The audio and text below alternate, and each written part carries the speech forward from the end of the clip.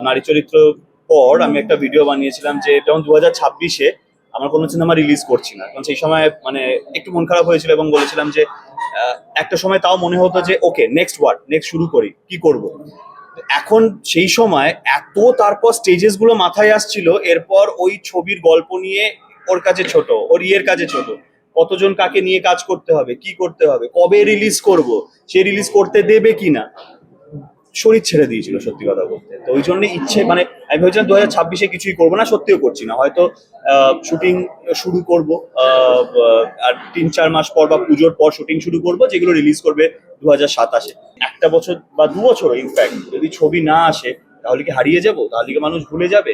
এইটার চক্করে খারাপ ছবি বানানোর থেকে বা এমন কোনো গল্প হাফহার্টেডলি বানানোর থেকে আস্তে করে রয়েস হয়ে ভালো গল্প বানানো, কারণ এখন সত্যি মানুষকে থিয়েটারে আনাটা খুব চ্যালেঞ্জিং হয়ে গেছে। এত ওটিটি প্ল্যাটফর্ম চলে এসেছে, এত কিছু হয়ে গেছে, তো থিয়েটারে গিয়ে কোন সিনেমা খুব মানে আনন্দ করে দেখবে সেটা খুব চ্যালেঞ্জিং হয়ে গেছে। তো সেই রকম গল্প বেছে আনাটাও একটু তো টাইম লাগে। আজকে আমার একটা খুব বক্তব্য ভালো লাগলো রূপাদির, যেটা আমি দেখলাম, খুবই ভালো লাগলো যে নাটকের মতো হবে এবং যে যার মতো বক্তব্য রাখবে, সে যে সরকারের হয়ে যেই কথা বলুক না কেন সে বলতে পারে। এটা আমার খুব ভালো লাগলো শুনে, আমি সত্যি খুব ভালো লাগতো। আমার মনে হচ্ছে যাই চেঞ্জেস আসছে ভালো দিকেই আসছে, let's hope for the best. আর অবভিয়াসলি ইন্ডাস্ট্রিতে এটাই আমি আগেও অনেকবার বলেছি যে যে পরিবর্তনটা আমরা চিরকাল আশা করব সেটা হচ্ছে যে আর যাই হোক, যাই নিয়ম আসুক, যেটাই আসুক, সেটা কোনো নিয়ম কোনোদিন প্রডিউসার যাতে সিনেমা না বানাতে পারে, প্রডিউসারের ওপর প্রেশার পড়লো, যে কোনো টেকনিশিয়ানদের ওপর প্রেশার পড়লো, সিনেমাটা